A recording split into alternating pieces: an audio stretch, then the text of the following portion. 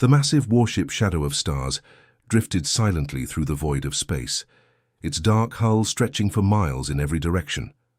Inside the ship's war room, Queen Velnara stood before a circular table that glowed with blue holographic light. Her tall figure cast shadows across the room as she studied the floating images of 17 different planets.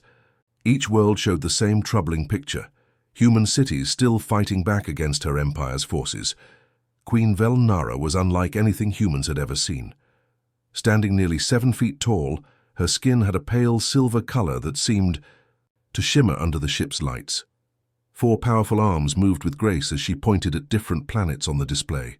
Her face was angular and sharp, with large eyes that glowed a soft purple color. Despite her alien appearance, there was something oddly familiar about her expressions. The way she frowned when worried, or how her eyes narrowed when she was thinking hard about a problem. Around the table sat her war council, a group of the most powerful military leaders in the Zarathi Empire. At the head of this group stood War Marshal Krikstar, a massive figure even by Zarathi standards. His 4 arms were covered in battle scars, and his eyes burned with a cold, ruthless light. Unlike the Queen, there was no warmth in his face, only the hunger for destruction that had made him famous across the galaxy. "My Queen," Krikstar's voice rumbled like distant thunder, "we have wasted enough time on these human insects. Look at these reports. They continue to resist our forces on every world. They hide in their cities. They fight from their mountains. They even attack our supply ships with their primitive weapons." Other generals around the table nodded in agreement. General Vexmore, whose left arm had been replaced with a mechanical prosthetic after a human ambush, slammed his fist on the table. "The humans are like a disease that spreads if not completely destroyed. We should turn their planets to glass and be done with it." Queen Velnara remained silent, her purple eyes studying the holographic displays. She could see the reports her generals were talking about: human resistance groups attacking Zarathi patrols, civilians refusing to cooperate with occupation forces, and worst of all, some of her own soldiers beginning to question the morality of their mission. "The orbital bombardment systems are ready," Krikstar continued, his voice growing more excited. "We could eliminate every human settlement within a single day. No more resistance, no more problems, no more delays in our expansion to other sectors." The Queen's 4 hands moved across the display, zooming in on one particular planet. New Sol Colony appeared before them, showing a world where humans had built beautiful cities among rolling green hills. She could see the damage from recent battles: burned buildings, destroyed bridges, and the small shapes of refugee camps where thousands of people had fled their homes. Meanwhile, far below in the detention levels of the ship, Corporal Ji-Ho Kim sat on the metal floor of his cell. The small room was barely large enough for him to lie down, with walls made of some kind of energy field that buzzed softly whenever he got too close. Ji-Ho was a young man with short black hair and intelligent eyes that seemed to take in every detail of his surroundings. His military uniform was torn and dirty from the battle where he'd been captured, but he kept himself as clean and alert as possible. As a former intelligence officer, Ji-Ho had been trained to notice things that others might miss. Over the past few weeks of imprisonment, he had carefully observed the patterns of his alien captors. He knew that Guard Captain Thelric brought food at exactly the same time each day, that the night shift changed every 6 hours, and that the detention level's main door made a specific sound when it opened. But recently something had changed. The guards seemed nervous, whispering to each other in their strange language when they thought no humans were listening. Ji-Ho had picked up enough Zarathi words during his captivity to understand fragments of their conversations. Words like weakness, betrayal, and new leadership kept appearing in their hushed discussions.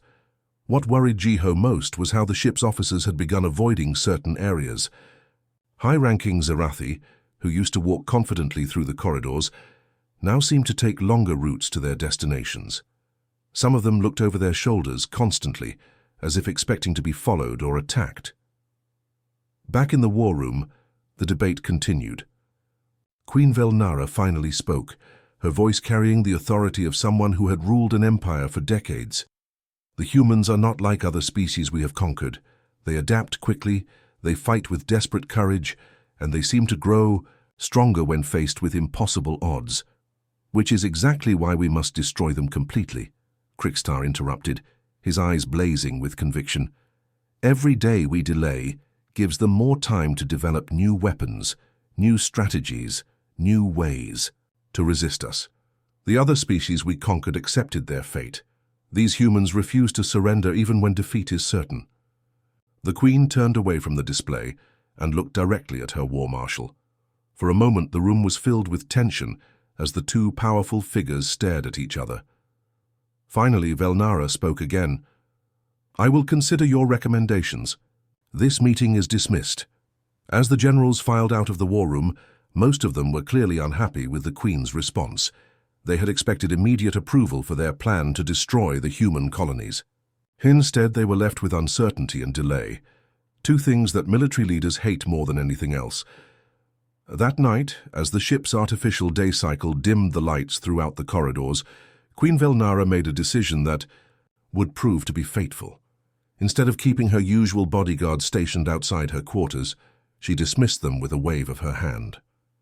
"I wish to be alone tonight," she told Captain Morthak, her personal guard commander. "I have much to think about, and I prefer to do my thinking in solitude." The captain looked uncomfortable with this request, but he could not argue with his queen's direct order. As he and his guards moved away from the royal quarters, none of them noticed the shadowy figures that had already begun moving through the ship's maintenance corridors. Queen Velnara entered her private chambers, unaware that in the darkness of her own ship, betrayal was already in motion.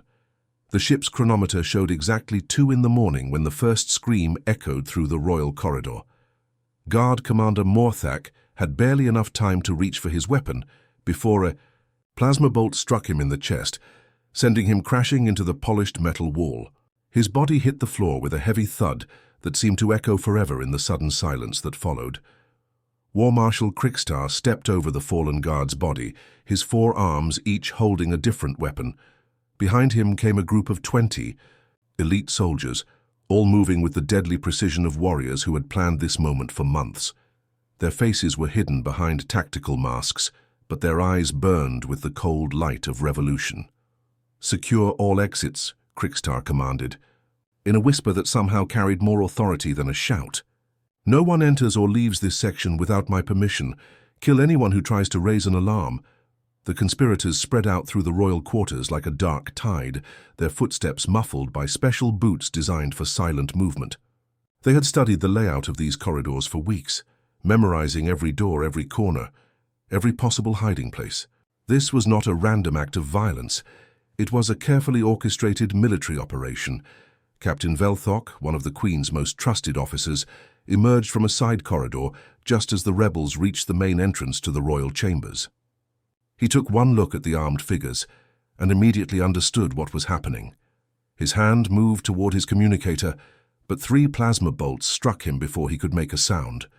His body fell beside a decorative plant that the Queen had brought from her homeworld, its purple leaves now spattered with glowing blue blood. The rebels reached the massive doors to Queen Velnara's private quarters and prepared to break them down. Krikstar himself stepped forward, holding a heavy plasma cannon that could cut through the strongest armor. The weapon charged with a high-pitched whine that seemed to fill the entire corridor. But when the doors finally exploded inward, filling the room with smoke and debris, the rebels found only empty space. The Queen's bed was still perfectly made, her personal belongings untouched, and her formal robes hanging neatly in their proper place. It was as if she had simply vanished into thin air. "Impossible," snarled Krikstar, his eyes scanning every corner of the lavish room. "Search everywhere, check the walls, the floor, the ceiling. She must be hiding somewhere." What the rebels didn't know was that Queen Velnara had already been gone for over an hour. When she had dismissed her guards earlier that evening, she had sensed something wrong in the ship's atmosphere. Years of ruling an empire had given her an instinct for danger, and that instinct had saved her life. The Queen had escaped through an ancient maintenance shaft that most of the ship's crew had forgotten existed. These passages had been built during the ship's construction 50 years ago, designed to allow repair crews to access the vessel's most critical systems. Over the decades, as the ship was upgraded and modernized, many of these old tunnels had been sealed off and forgotten. But Queen Velnara remembered them from her younger days, when she had served as a junior officer on this very ship.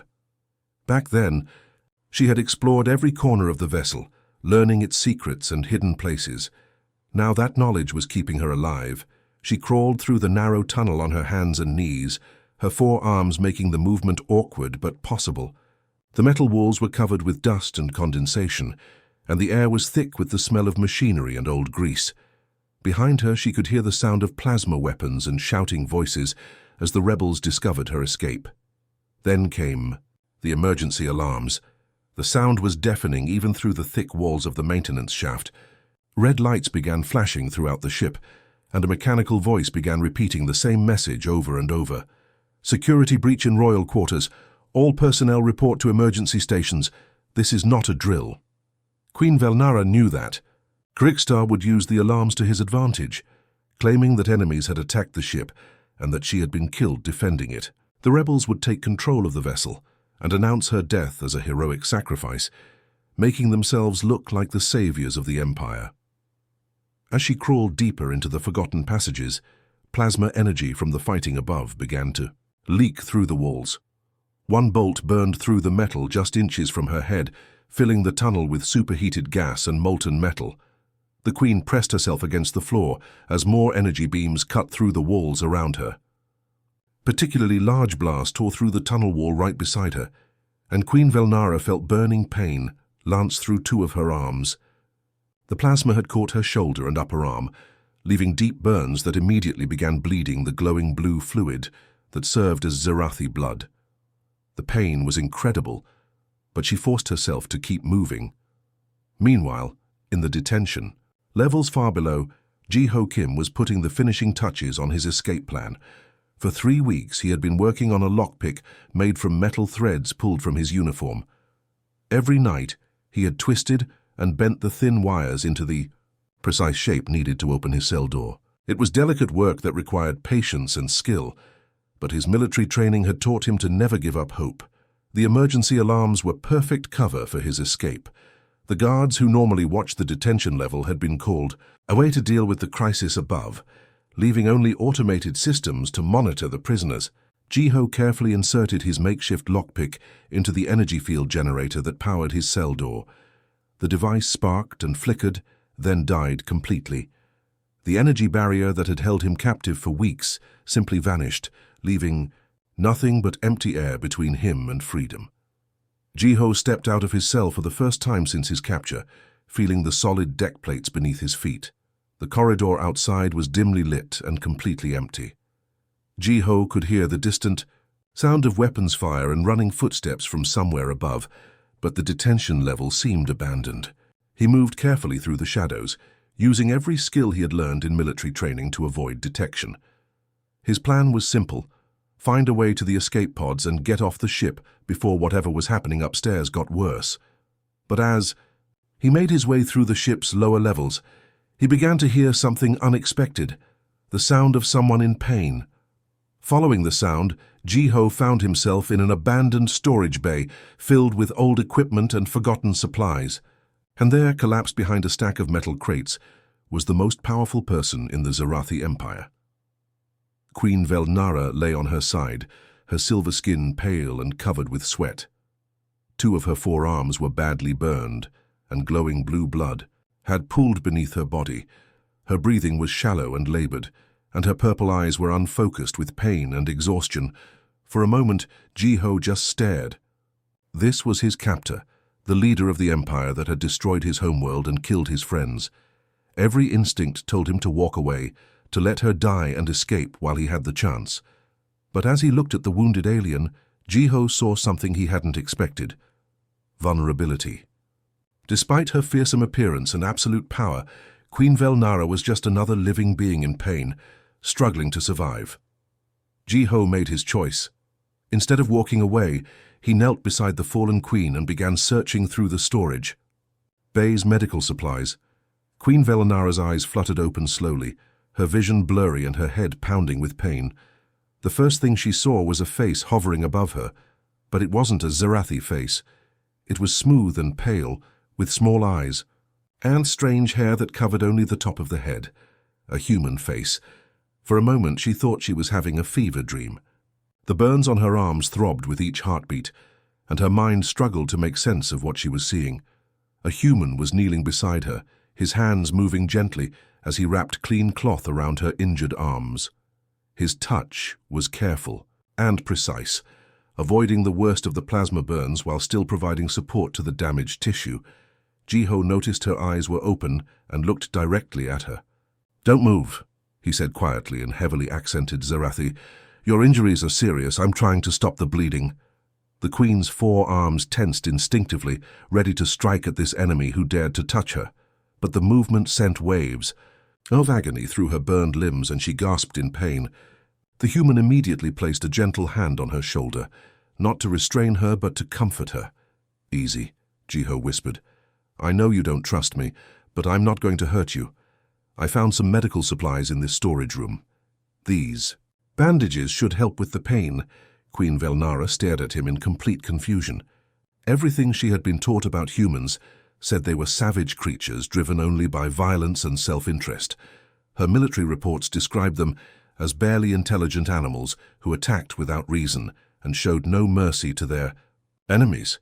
But this human was treating her wounds with the care of a trained medic, even though she was supposed to be his greatest enemy. "Why?" she managed to whisper, her voice hoarse from pain and smoke inhalation. Jiho paused in his work and met her eyes. "Because you're hurt," he said simply. "Where I come from, we don't let people suffer if we can help them, even our enemies." The concept was so alien to everything Queen Velnara knew about warfare that she couldn't process it. In Zarathi culture, showing mercy to an enemy was considered a weakness that would eventually lead to your own destruction. Captured foes were either killed immediately or kept alive only as long as they were useful. The idea of helping someone simply because they were in pain was something her species had never developed. Before she could respond, the sound of marching footsteps echoed through the storage bay. Both the Queen and Jiho froze, listening as a group of soldiers passed by in the corridor outside. They could hear voices speaking in urgent Zarathi, and one voice stood out above the others. "The human prisoners are to be executed immediately," came the unmistakable voice of War Marshal Krikstar. "All of them. I want their bodies spaced before the next shift change. The new empire has no use for human pets." Queen Velnara's eyes widened in horror. She realized that Krikstar had not only betrayed her, but was now claiming to be the new ruler of the Zarathi Empire. Worse, his first act as leader was to murder all the human prisoners who had been kept alive for intelligence. Gathering. Jiho's face went pale as he understood the Zarathi words. Somewhere on this ship were dozens of other human prisoners, soldiers like himself, who had been captured in various battles. They were all going to die because of the coup that had targeted the Queen. "Your friend seems to have big plans," Jiho said bitterly, finishing the bandage on Queen Velnara's arm. "He is not my friend," the Queen replied, struggling to sit up despite her injuries. "Krikstar has committed treason against the crown. He must be stopped." "Well, unless you have a secret army hidden somewhere on this ship, I'd say we're both in serious trouble," Jiho said. He helped her lean against a stack of supply crates, being careful not to aggravate her burns. Queen Velnara looked at this human who had saved her life and made a decision that would have seemed impossible just hours earlier. "I know every passage and hidden route on this vessel. You have military training and combat experience. Together we might be able to reach the communication center and send a message to my loyal forces." Jiho stared at her in amazement. "You want to work with me? A human?" "I want to stop a madman from destroying both our species," the Queen replied. "Krikstar believes in total war with no mercy and no survivors. If he takes control of the Empire, he will not stop with your colonies. He will turn the entire galaxy into a graveyard." Their conversation was interrupted by the sound of approaching footsteps. This time the soldiers were moving more slowly, clearly searching the storage areas one by one.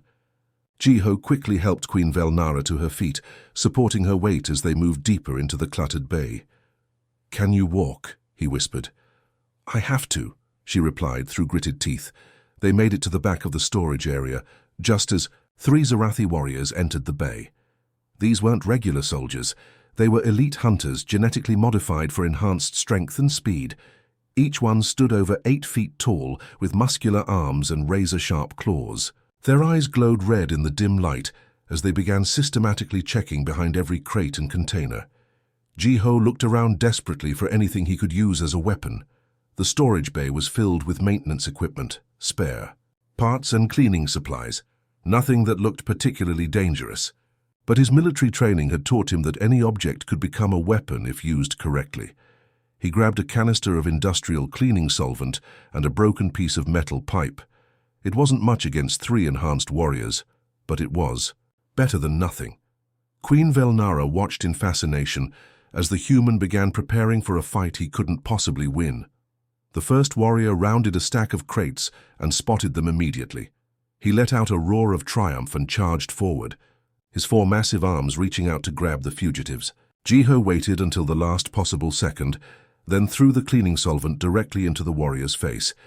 The chemical burned the alien's eyes and skin, causing him to stumble blindly into a pile of heavy equipment. Ji-ho followed up by swinging the metal pipe at the warrior's knee joint, a technique he had learned from studying captured Zarathi anatomy reports. The blow connected perfectly, and the warrior collapsed with a howl of pain. The second warrior learned from his companion's mistake and approached more carefully, but Ji-ho was already moving. He used his smaller size to dart between the storage containers, forcing the much larger alien to chase him through a maze of obstacles. When the warrior tried to leap over a low barrier, Ji-ho was waiting with an improvised spear made from a maintenance rod. Queen Velnara watched in complete amazement as this small human used speed, intelligence, and creativity to defeat opponents, who were vastly superior in terms of raw physical power. Everything her species believed about human inferiority was being proven wrong right before her eyes. The third warrior decided to attack both fugitives at once, but Ji-ho had already anticipated this move. He used the Queen's knowledge of the storage bay's layout to set up an ambush, dropping heavy containers on the warrior from above, while Queen Velnara used her remaining strength to activate an automated loading system that pinned the alien against the wall. When the fight was over, all 3 elite warriors were unconscious or disabled, and Ji-ho was barely breathing hard. He looked at Queen Velnara, who was staring at him with an expression of pure wonder. "Impossible," she whispered. The reports said humans were weak and primitive. Ji-ho helped her toward the exit, supporting her weight once again. "Your reports were wrong about a lot of things," he said with a slight smile. "Maybe it's time to get some new information." The ship's hydroponic gardens were a hidden paradise tucked away in the lower decks of the massive warship. Rows of exotic plants from dozens of different worlds created a maze of green corridors, while artificial sunlight streamed down from panels in the ceiling. The air was thick with moisture and the sweet smell of growing things, a sharp contrast to the sterile metal corridors that made up most of the vessel. Ji-ho helped Queen Velnara settle behind a cluster of tall, flowering plants that reminded him of the bamboo forests back on his homeworld. The Queen's injuries were still painful, but the medical supplies he had found were doing their job. Her breathing was steadier now, and some color had returned to her silver skin. "This place is beautiful," Ji-ho said quietly, looking around at the incredible variety of plants surrounding them. "I didn't expect to find something like this on a warship." Queen Velnara followed his gaze, seeing the gardens through his eyes for the first time in years. "These plants come from every world in our empire," she explained. "I ordered them to be grown here so that our soldiers could remember what they were fighting to protect. A reminder that war should preserve life, not just destroy it." Ji-ho looked at her with surprise. This was not the mindset he had expected from the leader of a conquering empire. "Your generals don't seem to share that philosophy." "No," the Queen agreed sadly. "Many of them see war as an end in itself, rather than a tool to achieve peace. They have forgotten that strength without wisdom leads only to destruction." As they rested among the plants, Ji-ho found himself studying the alien queen more carefully. Despite her fearsome appearance and the power she wielded, there was something almost vulnerable about her now. She reminded him of his old commanding officer, Colonel Park, who had carried the weight of difficult decisions on his shoulders every day. "Can I ask you something?" Ji-ho said, breaking the comfortable silence. Queen Velnara nodded, her purple eyes focused on his face with genuine curiosity. "Why did your people decide to attack us? We never did anything to threaten your empire." The queen was quiet for a long moment, considering her answer. "Our intelligence reports said that humans were expanding too quickly, that you would eventually become a threat to our borders. They described your species as violent and unpredictable, driven by base instincts and primitive emotions." Jiho shook his head. "That's not who we are. Yes, we can fight when we have to, but that's not all we are." "Tell me," Queen Velnara said, leaning forward slightly. "Tell me who you really are." Jiho thought about how to explain his people to someone who had only seen them as enemies. "I had a sister named Minseo," he began, his voice soft with memory. "She was a teacher at a primary school on New Seoul Colony. When your forces attacked, she could have evacuated with the first wave of civilians. Instead, she stayed behind to make sure all the children in her school got to safety first." Queen Velnara listened intently as Jiho continued his story. The evacuation ships were already full, but Minseo found an old transport truck and drove 37 kids to the emergency shelters in the mountains. She made 3 trips, going back each time even though the bombing was getting closer to the school. On her final trip, a plasma strike hit the building just as she was leading the last group of children out. "Did she survive?" the queen asked quietly. Jiho's expression grew distant. "The blast brought down half the school, but she managed to shield the children with her own body. All 8 kids in that final group lived. Minseo died in the hospital 3 days later, but she kept asking the doctors if the children were okay right up until the end." Queen Velnara felt something strange happening in her chest, an emotion she hadn't experienced in decades. Among her people, self-sacrifice was considered a weakness, a failure to properly value one's own life. But there was something beautiful about the story of this human teacher who had given everything to save children who weren't even her own. "I had a best friend too," Jiho continued. "Dongwoo was a mechanic who worked on farming equipment. He wasn't a soldier, didn't know how to fight. But when your ground forces attacked the refugee camps, he picked up a weapon anyway. He held off an entire squad of your warriors for almost an hour, giving the civilians time to escape into the forests." "One untrained human against a full squad?" Queen Velnara asked, finding it hard to believe. "He used his knowledge of machinery to set up traps and defensive positions. Dongwoo turned farming tools into weapons and used irrigation systems to flood the approaches to the camp. He was brilliant at improvising solutions to problems." Jiho's voice grew thick with emotion. "He died buying time for people he'd never even met before that day. 300 refugees made it to safety because of what he did." Queen Velnara was beginning to understand that her people's intelligence reports had missed something crucial about humanity. They had measured physical strength, technological capability, and military organization, but they had completely ignored the power of human compassion and creativity. "Your reports were wrong," she said almost to herself. "They focused on what humans couldn't do, not on what they would do." Jiho nodded. "We're not the strongest species in the galaxy, and we're definitely not the smartest, but we don't give up, and we don't abandon each other. When something matters to us, we'll find a way to make it work, even if it seems impossible." Their conversation was interrupted by the sound of footsteps approaching through the garden paths. Jiho immediately moved to a position where he could see the entrance, while Queen Velnara tried to make herself as small as possible behind the plants. But instead of soldiers, they saw a maintenance worker pushing a cart full of gardening supplies. The alien worker was one of the non-military crew members, a member of a species that served the Zarathi Empire, but wasn't part of the warrior class. He stopped at a control panel near their hiding spot and began checking the atmospheric readings for the garden. As he worked, he spoke quietly to himself in a language that Jiho didn't recognize. But Queen Velnara understood every word, and what she heard made her blood run cold. Neural extraction protocols, harvest ratios, processing efficiency, the worker muttered as he read from a datapad. Queen Velnara grabbed Jiho's arm, her eyes wide with horror. "We need to see what's on that datapad," she whispered urgently. Jiho looked at her in confusion, but the fear in her voice convinced him to act. Moving silently through the plants, he managed to get close enough to the worker to see the screen of the data pad. What he saw there made his stomach turn. The document was titled Project Neural Harvest, Optimization of Human Brain, Tissue Collection. It contained detailed plans for the systematic capture and processing of human prisoners, not for interrogation or labor, but for the removal of their neural tissue. The document explained that human brains contained unique compounds that could be used to create biological weapons of unprecedented power. Jiho returned to Queen Velnara, his face pale with shock. "They're not just planning to kill us," he whispered. "They want to use our brains to make weapons."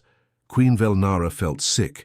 This went beyond war, beyond conquest, beyond even genocide. This was something so monstrous that it violated every principle she had ever believed in. "Krikstar is planning to turn your entire species into raw materials for weapons production," she said, her voice shaking with disgust. "How many people are we talking about?" Jiho asked, though he wasn't sure. He wanted to hear the answer.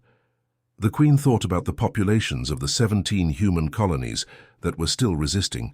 "Millions," she said quietly. "He's planning to harvest the neural tissue from millions of humans." For a moment, both of them sat in stunned silence, overwhelmed by the scope of the horror they had discovered. Then Jiho looked at Queen Velnara. With new determination in his eyes, "We have to stop him," he said simply. Queen Velnara nodded, her own resolve hardening. "Yes, we do." In that moment, hidden among alien plants in the belly of a warship, a human soldier and an alien queen became true allies in a fight that would determine the fate of both their species. The ship's central core was a massive cylindrical chamber that stretched from the bottom deck all the way to the command levels above.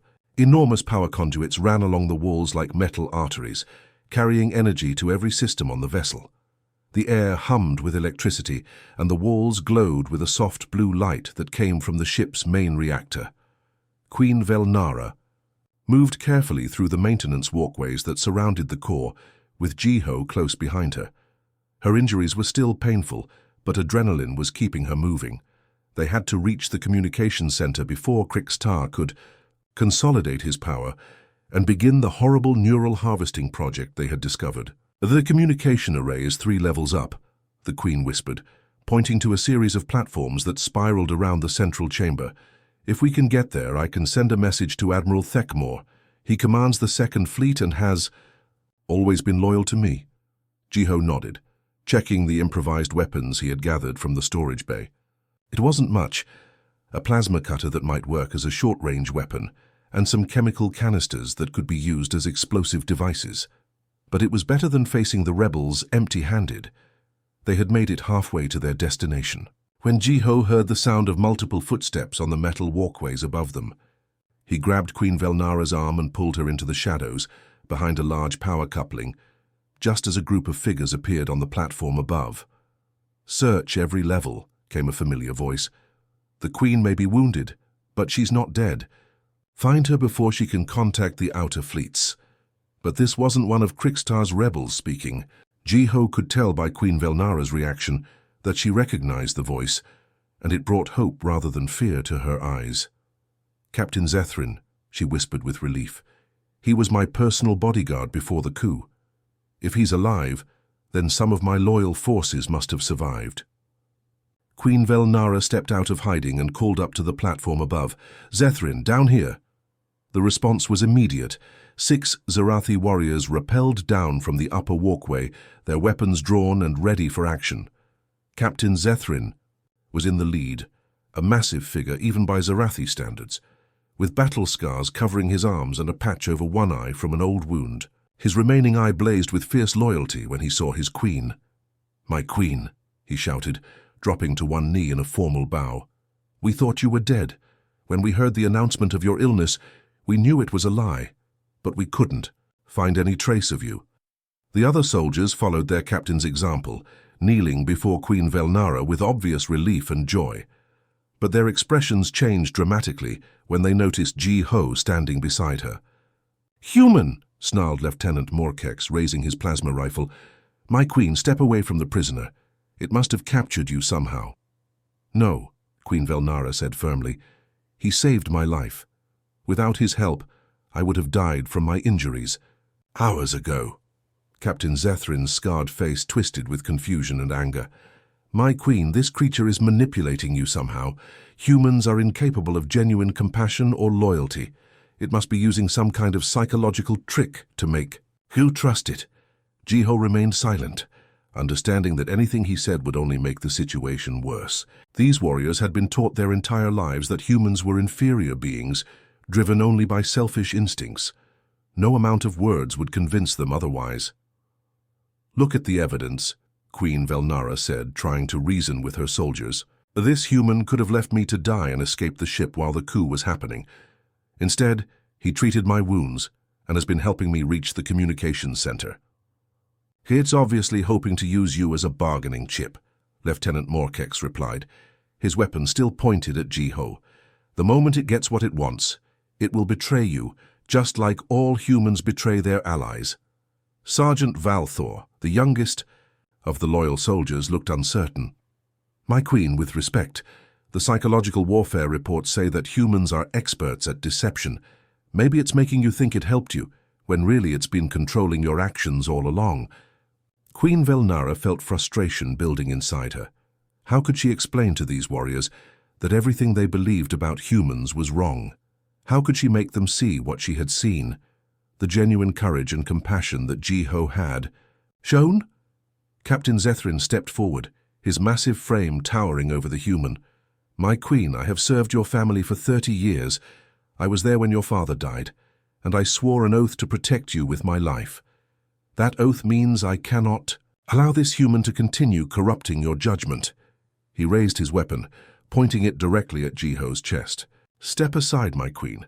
Let me end this creature's life, and then we can focus on stopping Krikstar's rebellion. No, Queen Velnara said, but her voice lacked the authority it usually carried. She could see the doubt in her soldiers' eyes, the way they were looking at her, as if she had been infected with some kind of disease. My queen, Zethrin said gently, I know this is difficult, but you must trust us. We are your people. We understand your enemies better than you do right now. Jiho finally spoke, his voice calm despite the weapons pointed at him.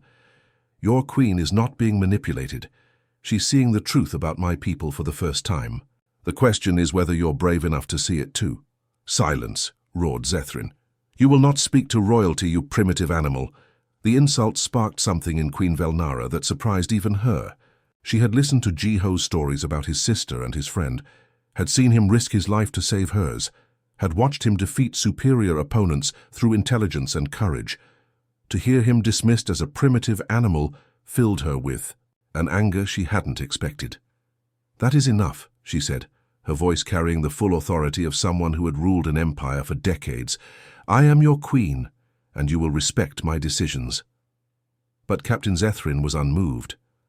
My queen, my oath is to protect you even from yourself if necessary.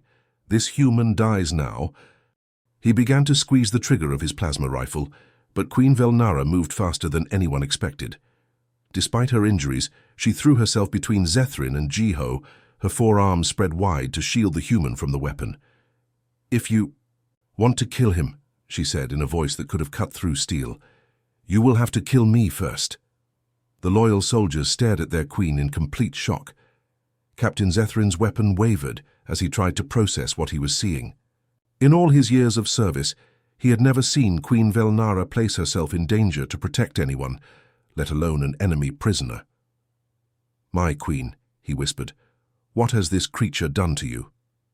He has shown me who we could become if we chose honor over hatred, Queen Velnara replied. He has proven that strength comes not from the ability to destroy, but from the courage to protect those who cannot protect themselves. The standoff stretched on for several tense seconds, with neither side willing to back down. Then the sound of heavy footsteps echoed through the central core, accompanied by the whine of charging energy weapons. Well, well, came a cold voice from above. It seems the dead queen has found some faithful pets to die with her. War Marshal Krikstar appeared on the platform above them, accompanied by a full squad of his elite hunters. Their red eyes glowed in the dim light of the core chamber, and their weapons were already charged and ready to fire. Surrender now, Krikstar called down, and I promise your deaths will be quick. Continue to resist, and I will make sure you suffer for hours before the end comes. Captain Zethrin immediately forgot about Jiho and turned his weapon toward the true enemy. My queen, we need to move, now. Queen Velnara looked at her loyal soldiers, then at Jiho, then at the overwhelming force gathering above them. Together, she said simply, we fight together or we die together. For the first time since the encounter began, Captain Zethrin looked directly at Jiho without hatred in his eyes. Can you fight? He asked. Jiho hefted his improvised weapons and gave a grim smile. I can try. The first plasma bolts began, raining down from above, and the unlikely alliance was forced to run for their lives through the maze of walkways and power conduits that made up the ship's heart.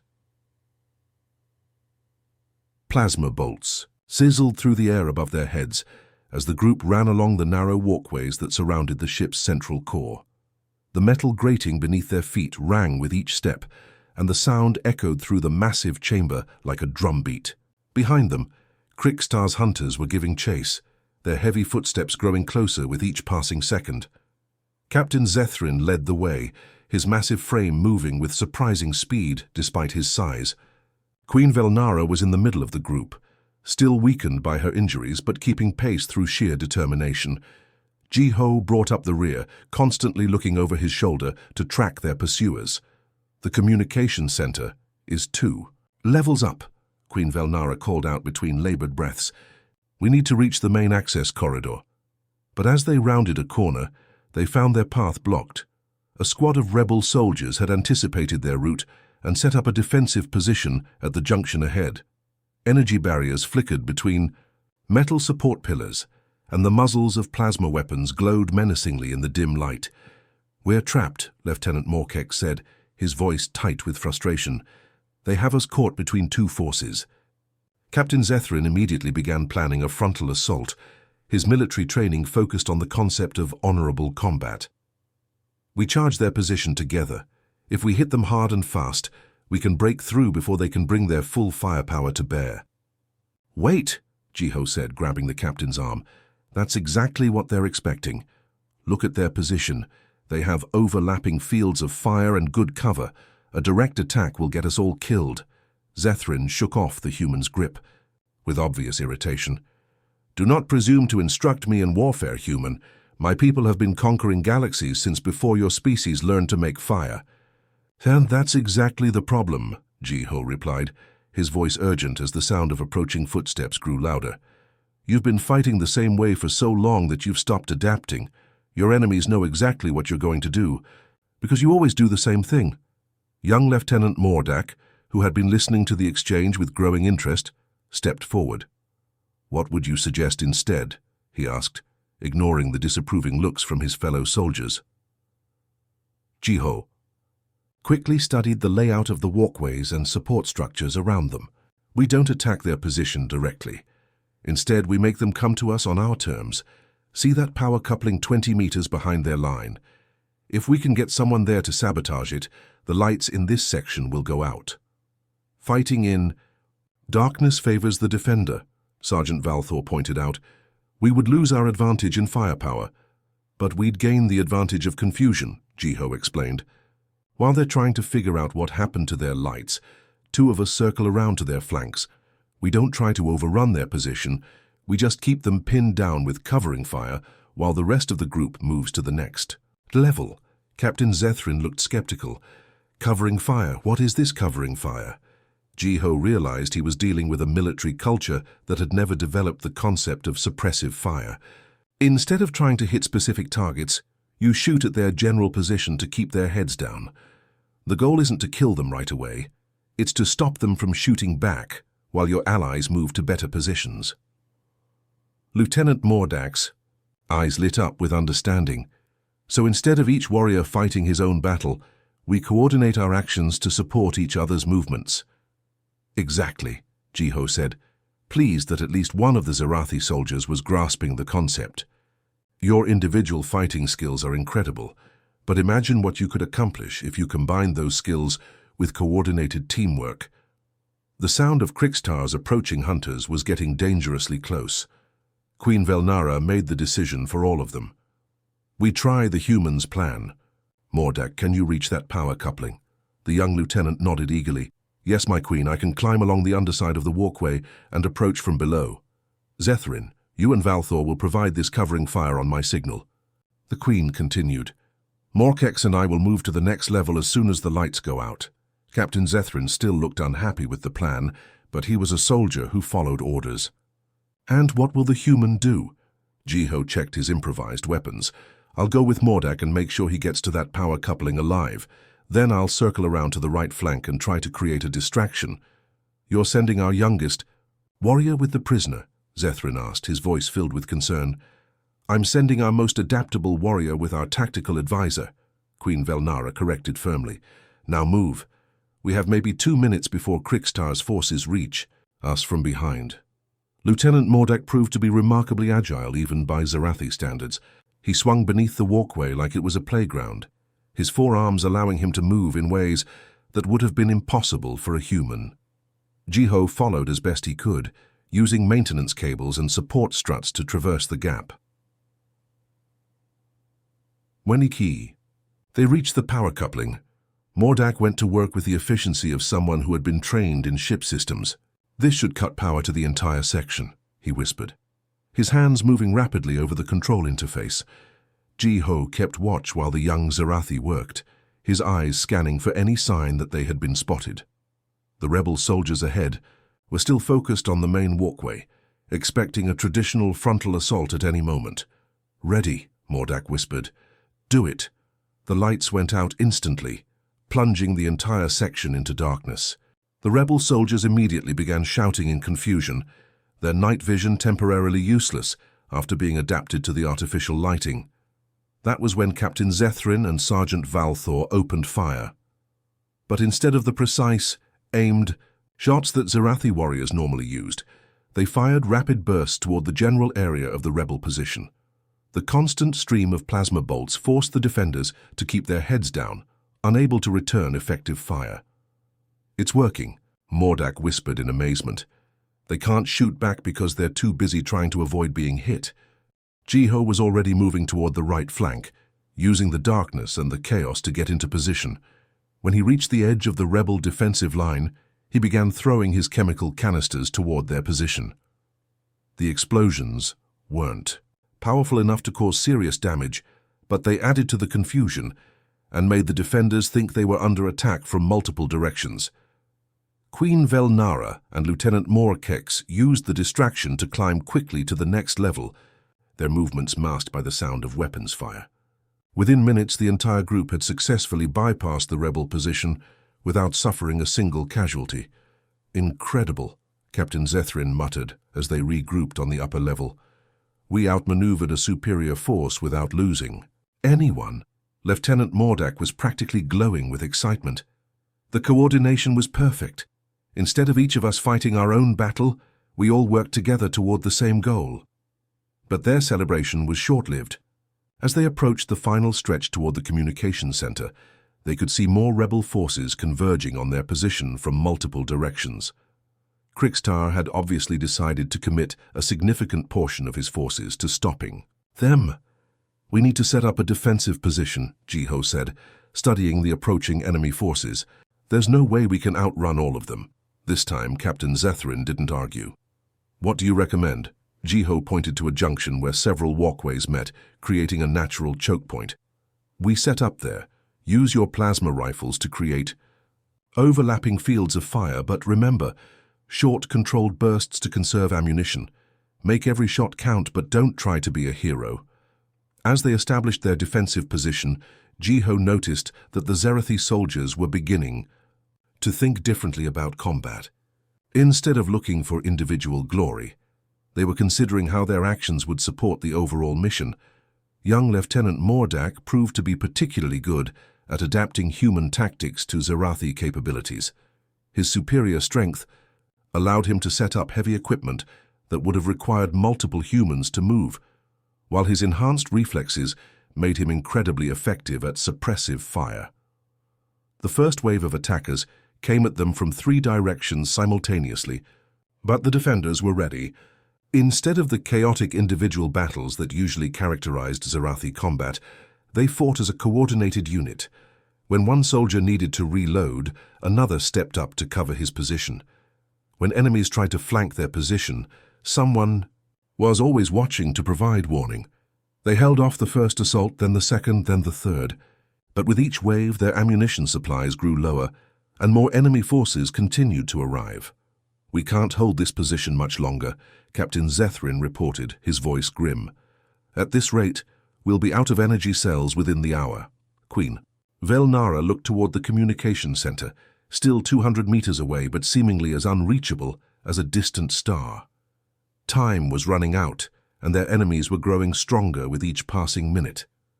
The communication center's door exploded inward with a shower of sparks and twisted metal.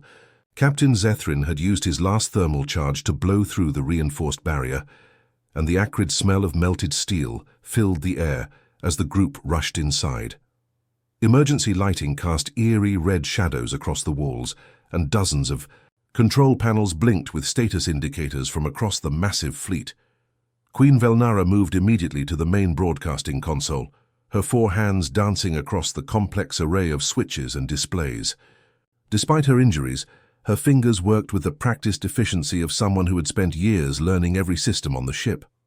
"I need 2 minutes to establish a fleet-wide channel," she said, sweat beading on her silver skin as she worked. "The encryption protocols alone will take at least 90 seconds to initialize." Lieutenant Mordak took position at the door, his weapon trained on the corridor outside. "My queen, there are enemy forces approaching from both directions. We have maybe 5 minutes before they break through our outer defenses." Jiho was studying the tactical displays that showed the positions of ships throughout the system. "How many vessels in the fleet might still be loyal to you?" he asked. "Perhaps half," Queen Velnara replied without looking up from her work. "Admiral Thekmor commands the 2nd Battle Group, 3 dreadnoughts and their escort ships. Captain Morvex has the 4th Cruiser Squadron. If I can reach them, they'll move to support us." The main display screen flickered to life, showing the royal seal of the Zarathi Empire. Queen Velnara positioned herself in front of the camera, straightening her posture despite the pain from her injuries. When she spoke, her voice carried the absolute authority of someone born to rule. "This is Queen Velnara of the Zarathi Empire, broadcasting on emergency imperial frequency. War Marshal Krikstar has committed treason against the crown and has illegally seized control of this vessel. I am alive, I am unharmed, and I call upon all loyal commanders to honor your oaths to the throne." Across the fleet, on the bridges of dozens of warships, officers and crew members stopped what they were doing to listen. On the dreadnought Eternal Might, Admiral Thekmor felt his heart racing as he heard his queen's voice. He had suspected something was wrong when Krikstar announced her death, but hearing her speak removed all doubt. "Furthermore," Queen Velnara continued, "I have discovered evidence that Krikstar plans to commit genocide against the human population. Not simple conquest, but the systematic harvesting of neural tissue for biological weapons. This goes beyond, for this is an abomination that violates every principle our empire was founded upon." On the cruiser, Starbreaker, Captain Morvex turned to his communications officer. "Confirm that transmission's authenticity. If that's really our queen, then we have a decision to make." But even as Queen Velnara spoke, the communication center was coming under attack. Captain Zethrin's voice crackled over the internal comm system. "My queen, they're pushing hard on all fronts. We're falling back to the inner perimeter." Jiho could see the tactical situation developing on the security monitors. Krikstar's forces were attacking in the traditional Zarathi manner, direct, frontal assaults designed to overwhelm through superior firepower and individual combat skill. But the communication center's layout favored the defenders, with multiple choke points and defensive positions. "Mordak, fall back to position 2, Jiho called out, coordinating the defense while Queen Velnara continued her broadcast. "Zethrin, bring your team through the eastern corridor and set up overlapping fields of fire at Junction 7. The young lieutenant moved without question, his faith in Jiho's tactical ability now complete. Over the past hour of fighting, He had seen human coordination tactics work again and again, turning disadvantage into victory through superior positioning and timing. Queen Velnara's voice continued to echo across the fleet. I call upon Admiral Thekmor, Captain Morvex, and all commanders who still remember their duty to move immediately to support the flagship. Krikstar's rebellion ends today. The response was almost immediate. On the main tactical display, Jiho could see 3 massive dreadnoughts changing course, their escorts moving in formation as they turned toward the flagship. Other ships throughout the fleet began broadcasting their own messages of loyalty to the Queen. But Krikstar wasn't going to let the broadcast continue unopposed. The first wave of elite guards hit the communication center's outer defenses like a storm, their enhanced physical abilities and superior weapons overwhelming the defensive positions through sheer force. They've broken through the main corridor, Sergeant Valthor reported, his voice tight with strain. Falling back to the secondary positions, Jiho quickly analyzed the approaching threat. These weren't ordinary soldiers. They were Krikstar's personal guard, genetically modified warriors who had been bred specifically for close-quarters combat. Their traditional Zarathi tactics would be even more effective in the confined space of the communication center. We need to break up their formation, Jiho said, working frantically at a secondary control panel. They're strongest when they can coordinate their attacks. He managed to access the center's environmental controls, and suddenly sections of the corridor were plunged into darkness, while others were flooded with blinding light. Emergency bulkheads slammed shut at random intervals, forcing the attacking guards to split up into smaller groups. Brilliant, Lieutenant Mordak whispered, watching as the disciplined assault force was broken up into confused individual fighters. You're using their own tactics against them. Queen Velnara was reaching the climax of her broadcast. To all commanders who hear this message, remember that our strength comes not from our ability to destroy, but from our duty to protect. The empire we build today will determine the legacy we leave for future generations. But even as she spoke, the sound of approaching footsteps grew louder. The elite guards were adapting to Jiho's defensive tactics, and their sheer numbers were beginning to tell. Captain Zethrin's team was running low on ammunition, and the inner defensive perimeter was starting to collapse. My queen, Zethrin called out urgently, "You need to finish the broadcast. We can't hold them much longer." That was when the main door to the communication center exploded inward for the second time. But this explosion was different, controlled and precise, designed to create maximum psychological impact. Through the smoke and debris stepped War Marshal Krikstar himself, flanked by his personal bodyguards. The usurper was an imposing figure, even by Zarathi standards, standing nearly 9 feet tall with arms like tree trunks and eyes that burned with fanatic zeal. His ceremonial armor was decorated with the symbols of conquest, and the weapons he carried had been blessed by the war priests of his homeworld. "End transmission," he commanded, his voice carrying the absolute authority of someone who expected instant obedience. Queen Velnara looked directly into the camera for her final words. "To my loyal subjects, remember that true strength comes not from the power to destroy, but from the courage to choose what is right, even when it costs everything." Krikstar raised his weapon, but before he could fire, Jiho threw himself between the War Marshal and the broadcasting console. The human's smaller frame couldn't block the shot completely, but his interference was enough to send the plasma bolt wide, striking the wall just inches from Queen Velnara's head. The transmission cut to static as the communication array overloaded, but the message had been sent. Across the fleet, loyal commanders were already moving their ships into position, preparing to retake the flagship and restore their rightful queen to power. But in the communication center, the real battle was just beginning. Krikstar stepped through the wreckage of the doorway, his bodyguards spreading out to surround the defenders. The space that had been their sanctuary was now their trap. "So," Krikstar said, his voice filled with cold amusement, "the great Queen Velnara has chosen to ally herself with the very vermin we came here to exterminate. How fitting that you will die together." Queen Velnara stood tall despite her injuries, facing the traitor who had destroyed everything she had built. "The only one who will die today, Krikstar, is you. The war marshal laughed, a sound like grinding metal. "We shall see, my former queen. We shall see." The communication center erupted into chaos as Krikstar's elite bodyguards spread out through the room. These weren't ordinary soldiers. They were the finest warriors the Zerathi Empire had ever produced, each one a living weapon trained from birth for moments like this. Their movements were perfectly coordinated, like a pack of predators closing in on wounded prey. Captain Zethrin was the first to engage them, his massive frame colliding with the nearest guard in a thunderous clash of metal and flesh. The two giants grappled with each other, their forearms locked in a deadly embrace as they struggled for advantage. But even Zethrin's legendary strength wasn't enough against an opponent who had been genetically enhanced for combat.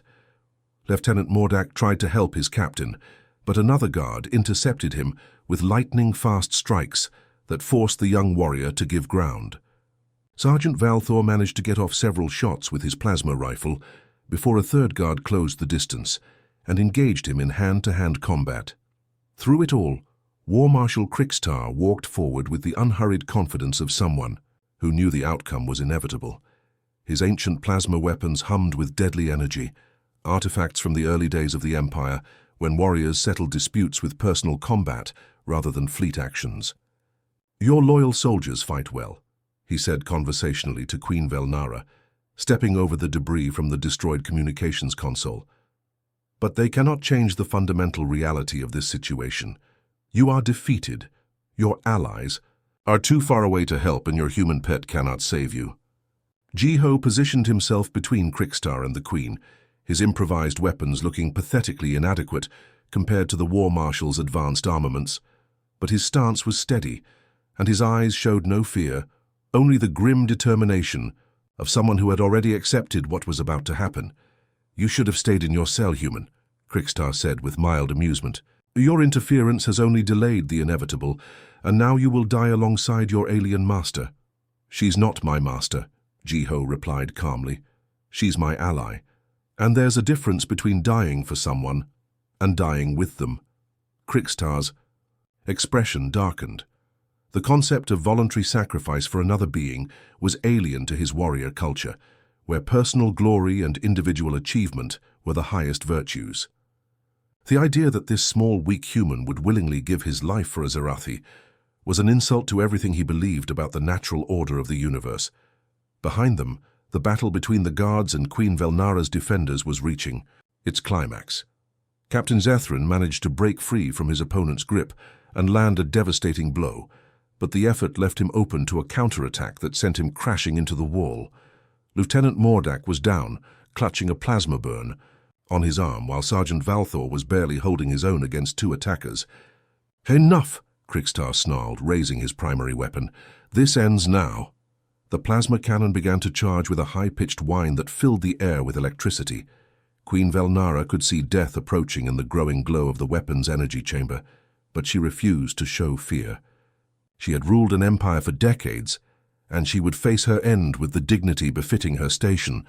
But as Krikstar's finger tightened on the trigger, Jiho made his final move. Without hesitation, without a moment's pause to consider the consequences, he threw himself directly into the path of the plasma bolt. The energy blast struck him full in the chest, and the impact lifted him off his feet and sent him flying backward. The smell of burned flesh filled the air as Jiho's body hit the floor and slid across the metal deck plates, coming to rest at Queen Velnara's feet. For a moment, the entire room fell silent. Even the fighting between the guards and defenders paused as everyone stared at the fallen human. Krikstar looked down at his weapon in confusion, as if he couldn't understand how his perfect shot had missed its intended target. Queen Velnara dropped to her knees beside Jiho, her forehands moving frantically over his body as she tried to assess his injuries. But even her untrained eyes could see that the damage was too severe. The plasma blast had burned through his chest, and his breathing was shallow and labored. "Why?" she whispered, cradling his head in her upper arms while her lower hands pressed uselessly against the wound. "Why did you do this?" Jiho's eyes focused on her face with great effort, and a weak smile played across his lips. "Because someone had to show them that there's another way." Blood flecked his lips as he spoke, and Queen Velnara felt something breaking inside her chest, an emotion she had never experienced before. Her species had always believed that deep emotional attachments were a weakness, a flaw that prevented clear thinking and decisive action.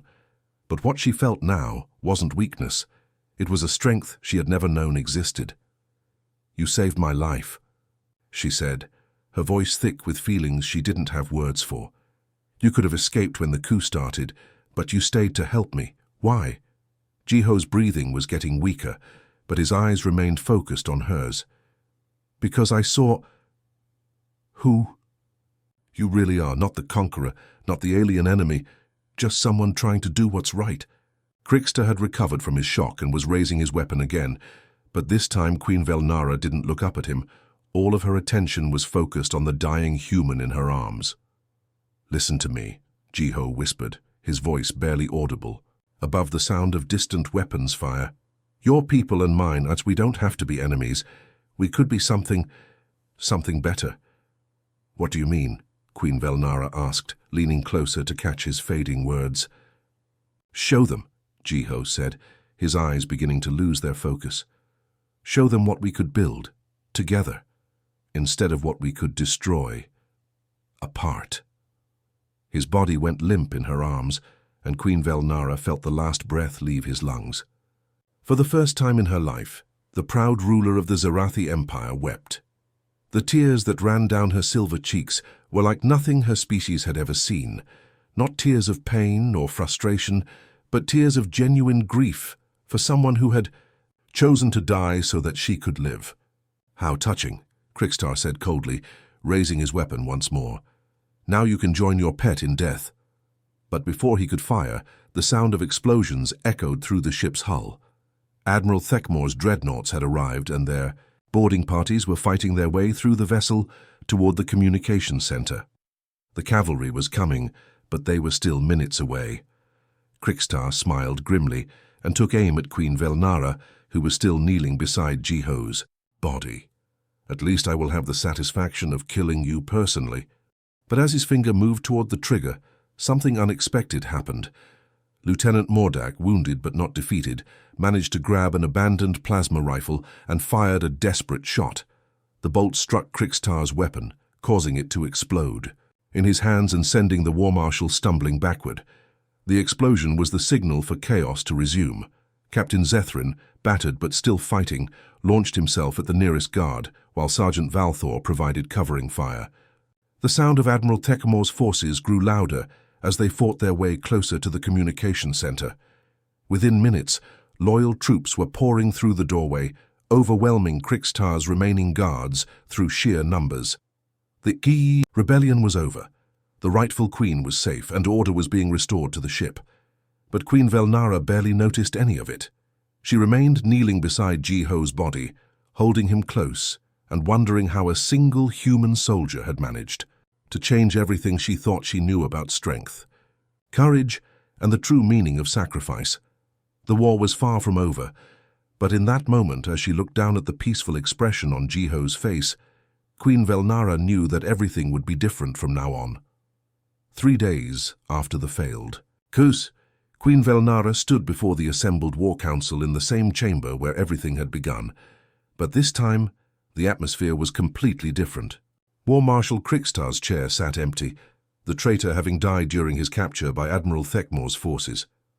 The holographic displays still showed the 17 human colonies, but now they represented something entirely different, not targets for destruction, but potential partners in an unimaginable future. The Queen herself had changed in ways that went far beyond the physical. Her injuries were healing, but something deeper had transformed within her. Where once she had carried herself with the cold authority of absolute power, now there was a warmth in her purple eyes that her generals had never seen before. She held herself differently, moved differently, even spoke differently. "My fellow commanders," she began, her voice carrying a quiet strength that commanded attention without demanding submission. "The events of recent days have forced me to confront some uncomfortable truths about our empire and our methods of expansion." Admiral Thekmore, a grizzled veteran with scars from a dozen campaigns, shifted uncomfortably in his seat.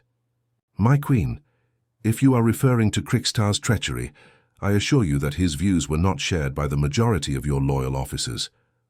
I am not speaking only of Krikstar, Queen Velnara replied gently. I am speaking of all of us, myself included. For too long we have seen conquest as an end in itself, rather than a means to create something better. We have measured our success by the number of worlds we control, rather than by the welfare of the beings who live on those worlds. General Morthek, one of the younger commanders, looked puzzled.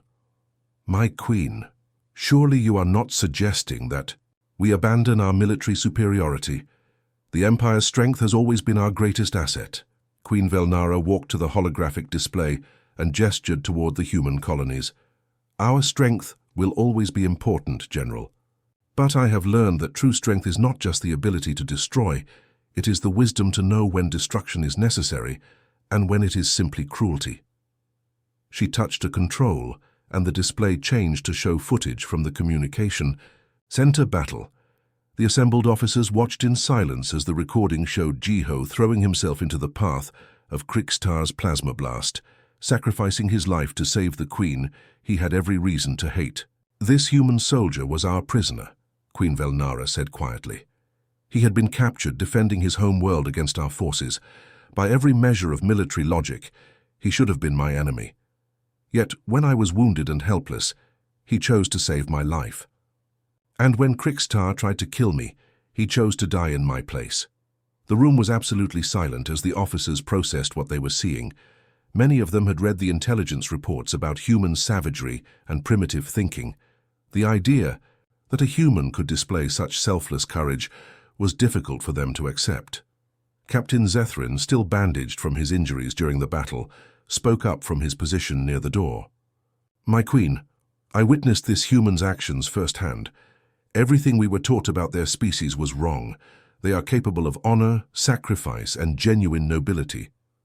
Which brings me to my first official act as your restored queen, Velnara. Continued.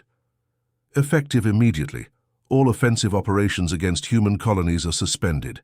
I am ordering a complete ceasefire along all fronts. The reaction was immediate and intense. Several generals began speaking at once, their voices raised in protest and confusion. Admiral Thekmore's face darkened with concern. My queen, he said urgently, a unilateral ceasefire could be seen as a sign of weakness. The humans might use the opportunity to strengthen their defenses or launch counterattacks against our positions. Queen Velnara held up one of her 4 hands for silence.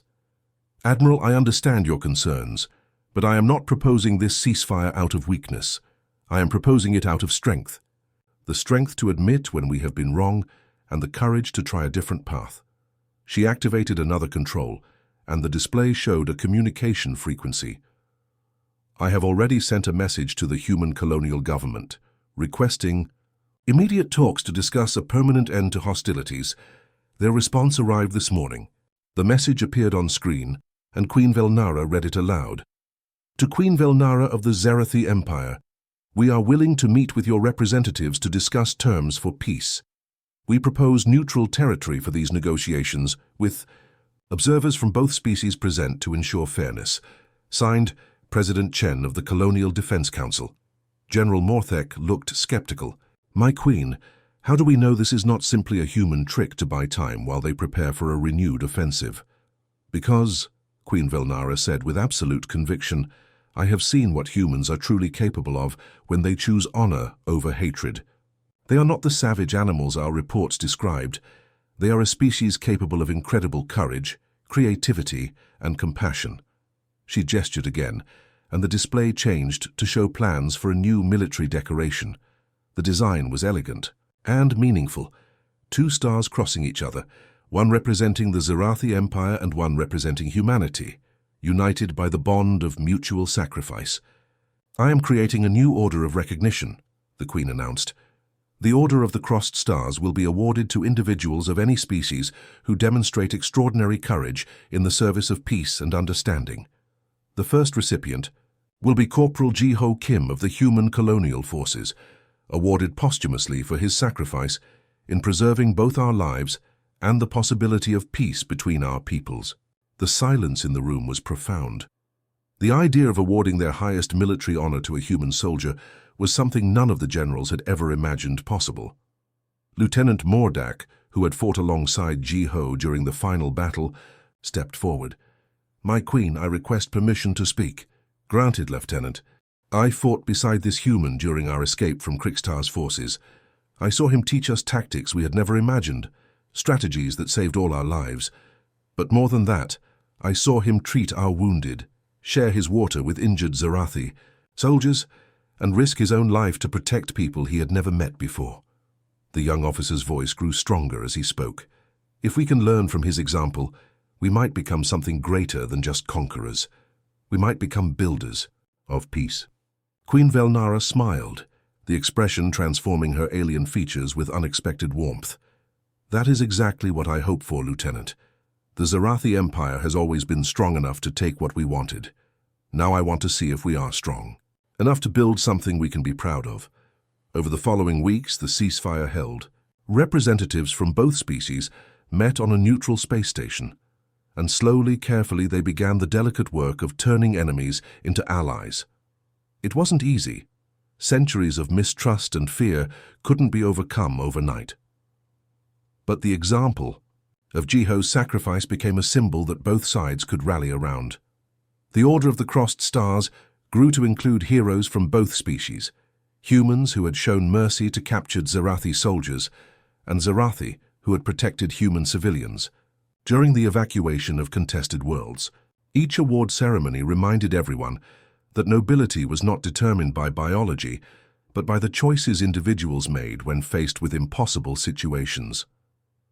Years later, when the first joint human Zarathi colony was established on a previously uninhabited world, a statue was erected in the central plaza. It showed a human and a Zarathi standing side by side, looking up at the stars with hope rather than conquest in their eyes. At the base of the statue was a simple inscription, "In memory of Corporal Ji-ho Kim, who showed us that the greatest victory is not defeating your enemy, but turning them into your friend."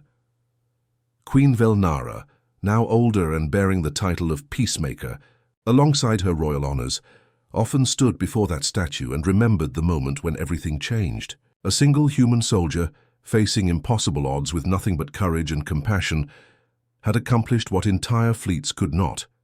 He had changed the course of galactic history through the simple act of choosing to save a life instead of taking one. The war that had begun with hatred had indeed become something unprecedented, an alliance between the stars that promised a future neither species could have imagined alone.